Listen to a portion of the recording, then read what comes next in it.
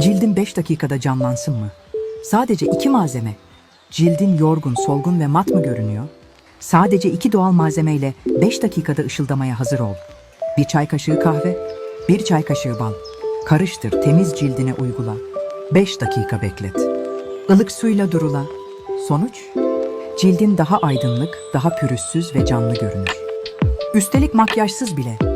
Kaydet ve dene, yorumlarda buluşalım.